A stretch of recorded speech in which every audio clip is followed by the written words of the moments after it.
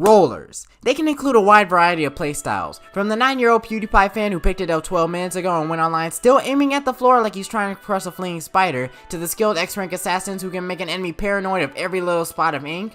Is he down there? Or maybe up there? Rollers have a low skill floor but a very high skill ceiling. Can we all agree though that before we dive too much into detail, that at least half of all roller mains listen to this song? Never gonna give you up, never gonna let you down. Come here and get rickrolled, little boy! Now personally, when I was a newer player and a few years younger playing Splatoon 1, I mained 2 weapons before becoming a soulless Octoshot and Splatter Scope main. Those weapons being the Crack-On Splat Roller. Please, please, for the love of God, stop calling this thing the Kraken Roller. Krakens aren't even in Splatoon 2. And I also love to use the Splatter Shot Pro. I put the Pro down in favor of the Octoshot, and well, I gave up on rollers after.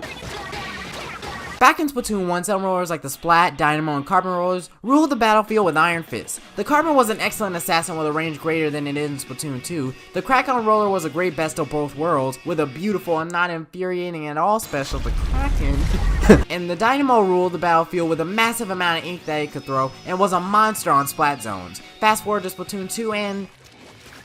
you got a lot of changes. In Splatoon 2, rollers like the Carbon and Dynamo were nerfed a noticeable amount. If you were a Carbon main, you deserve what was coming to you. You burst bomb abusing assassin. I mean, I felt very sorry for the weapon that you main and or mained. With the Carbon roller in Splatoon 2, you basically need to be close enough to give your opponents a hug if you want to actually kill them. If it wasn't for the deco, some people might have given up on the Carbon. As for the Dynamos, their kill power was reduced and it felt overall more reliable in Splatoon 1. They did, however, get the vertical flick, and there's still a solid amount of people who use rollers. Huh? Oh yeah, the Flingza roller is a thing. Isn't he like the deformed child of the Splat and Dynamo rollers? It has a speedier flick than the Dynamo and a horizontal one equivalent to the normal one. In my opinion, there's better options. As I said earlier, there's 2 types of roller mains. First, you got the noob who just started playing. These guys are so precious if you run into them in Turf War. These guys are busy minding their own business, trying to tidy up their base, and may take a few % off of the enemy base too. They're so cute when they encounter an enemy too. Okay, Turf War ain't the most turf to win. Let me just ink up the base. Yep, even whatever I can get out of the walls too. Now let me go ink. Hopefully nothing will happen to me, and I can win my first Turf War game with the roller.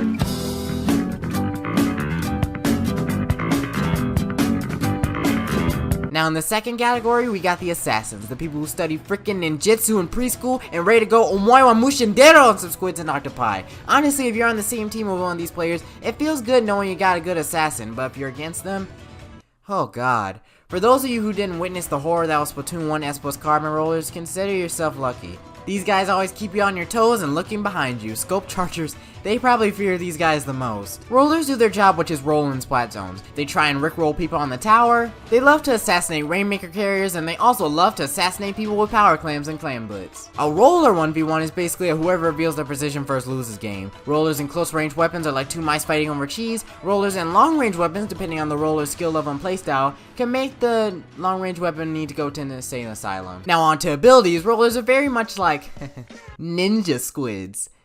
That joke didn't even flow correctly. I should really have someone read these. Anyway, they like to use Ninja Squid to increase how stealthy they can be, and they also like to use swim speed up to either cancel out their Ninja Squid penalties, or to swim even faster. At least for the Crack-On Splat rollers, you might see them running some sub power-ups so they can lay their little beacons all throughout the map and jump to them faster than the speed of sound. In some cases, you might even see them using special charge-ups so they can spam their lovely little panic ballers and splashdowns that we all love so freaking much. The rollers are great for close corners maps like Port Macro, and they can use their weapons to get a fast kill on enemies. Here we go, now I just wait for my prey.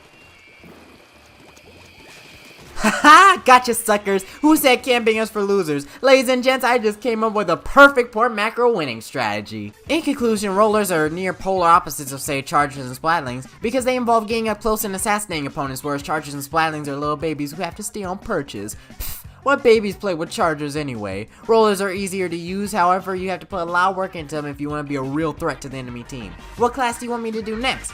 Let me know in the comments, and remember to subscribe if you're new. Now let me see something. Ooh, I wonder if this IRL roller could work. Maybe. Wait.